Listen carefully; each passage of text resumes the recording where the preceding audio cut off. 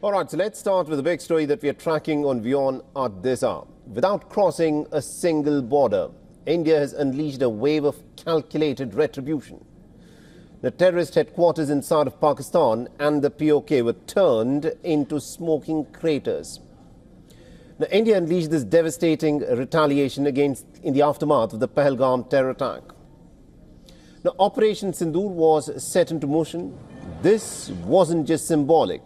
It was actually surgical. It was a direct message from New Delhi where it said that if you attack us, then we will hunt you down wherever you are.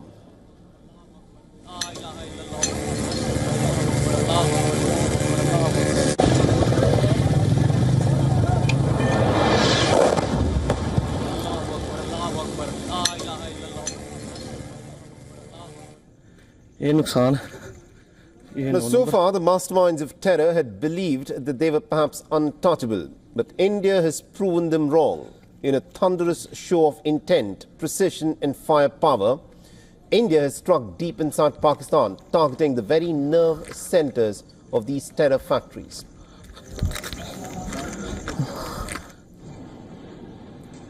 And it was not just terror camps or launch pads. This time round, the terror headquarters have been decimated.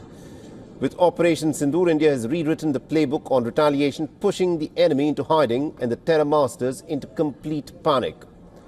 Now, this is the third and so far the most powerful surgical strike that India has carried out on Pakistan.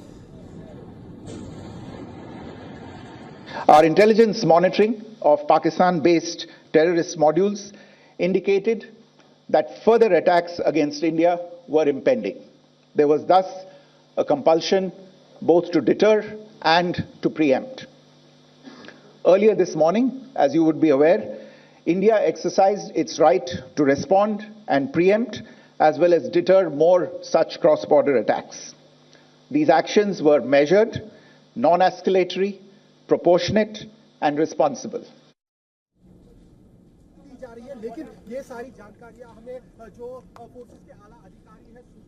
Now, history offers a pretty grim reminder to Islamabad. On the 14th of February in 2019, the deadly Pulwama terror attack had resulted in the deaths of 40 CRPF soldiers when a suicide bomber had rammed an explosive-laden vehicle into their convoy. India's retaliation was pretty swift.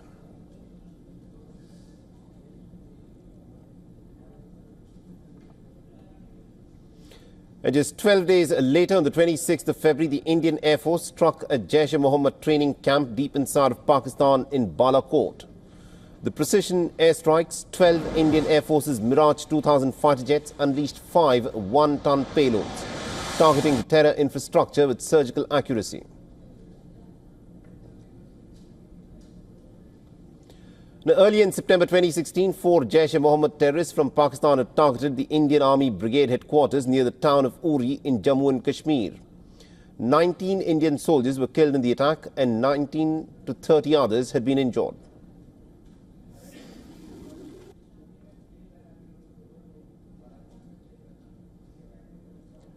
The response came 11 days later, where India responded with surgical strikes on the 29th of September 2016 against multiple terror launch pads across the line of control.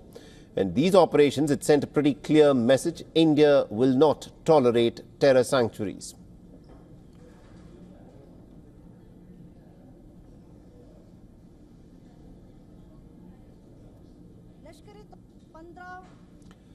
This time, when Pahalgam was targeted on the 22nd of April, India responded after 15 days. The Indian fighter jets unleashed fury and destroyed 9 terror camps, some pretty deep inside of Pakistan.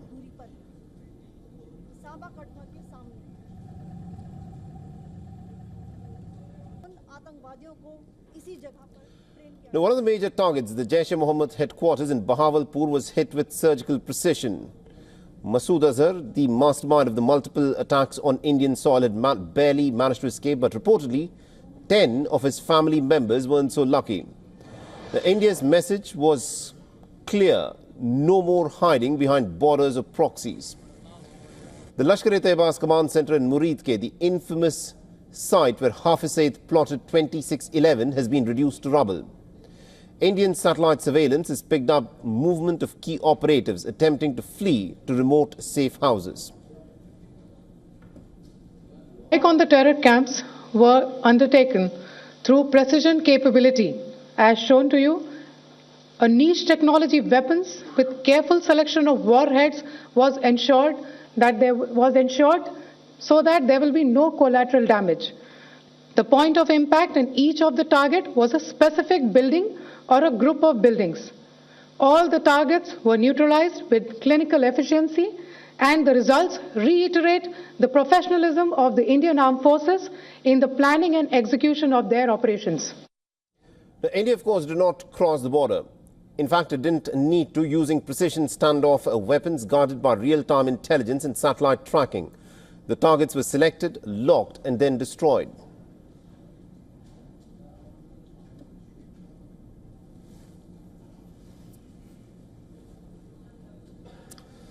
All right, now joining us for more perspective is Miss Lynn O'Donnell, who's a journalist and also an author. She's joining us from London. Ms. O'Donnell, this is a pretty critical moment. The fact that Pakistan has been running these proxy terror outfits, it's been using these terror outfits as instrument of state policy is fairly well known. And India has been repeatedly telling Pakistan that the perpetrators of terror attack need to be brought to account. In the aftermath of the Pahalgam terror attack, India has carried out these punitive surgical strikes. In your assessment, will this be enough to make Pakistan change its policy of using these non-state actors for carrying out its nefarious deeds? Well, I think that the assumption is that Pakistan is upfront and quite open about its use of proxy actors in its relationship, if you like, with India, and it has denied that it was behind the Pahalgam attack, and it has also consistently denied that it has ever been a supporter of terrorist groups. So I don't think that you're going to get Pakistan coming out and admitting that it is a supporter of LET Ms. or... O'Donnell, if I can just interrupt you there. Just a few days ago, the sitting Defence Minister of Pakistan, Khwaja Asif, had admitted that these proxies have been used by the Pakistanis. He, in fact, went on to state that Pakistan has done the dirty work for the Americans and other West nations in the past. And it is the same strategy that Pakistan has used in the Kashmir as well. Other Pakistani leaders like Imran Khan, Pervez Musharraf have gone on record admitting that they've used these proxy terror outfits in India. Yeah, okay, but they also deny it when it suits them. So, you know, you're playing a very dicey diplomatic game between the two countries, which are arch enemies and always have been.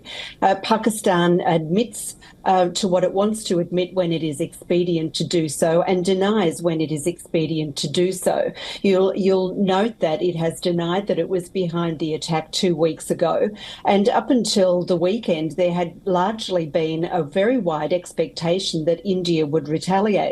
I think that the retaliation that we saw last night came as something as a surprise. As you say, it was precision. It was aimed at terrorist groups that India said that it has identified. But yeah, I think that, you know, Pakistan plays a double game. And like I said, you admit it when it's useful to you and you deny it when it's useful to you. And that's the game that I think that Pakistan will continue to play. You know, running with the hares and hunting with the hounds, this is what the Pakistanis have done. But also looking at the fact as to how the Pakistanis have managed to carry on with this policy. Pakistan was on the FATF grey list for terror financing.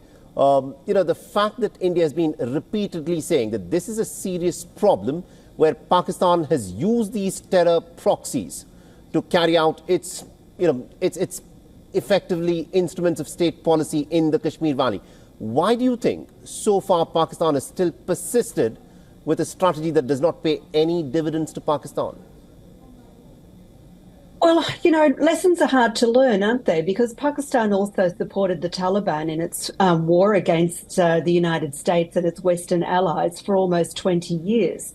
And once it had won, tried to claim territory for its strategic depth policy and has found that it's being bitten very hard on the hand by the Taliban in Afghanistan. So, you know, like I say, the lessons are hard to learn, and Pakistan still has this strategic depth policy in which it is trying to claim territory and whatever against India. And this, I don't think that this lesson has been learned. Right. We saw the Chief of the Army Staff a couple of days before the Pahalgam attack basically coming out and saying that India remained the enemy. He's somewhat of an Islamist, if you like.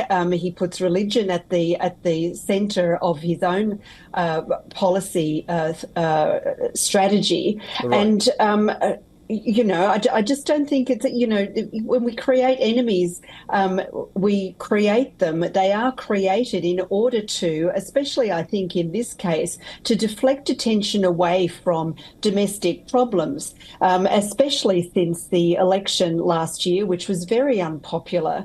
And the army's role, the military in Pakistan's role in the election last year was very unpopular. Now, if you create an enemy and in this case come right to the brink of war, what you're doing is deflecting the attention of the Pakistani population away from the fact that they don't have jobs, that their economy is crumbling, that social services don't exist, and it's all somebody else's fault. And I think that's what we're seeing and what we're going to continue to see. All right, we'll have to leave it there. Thank you very much indeed, Ms. Lynn O'Donnell, for joining us with that perspective there.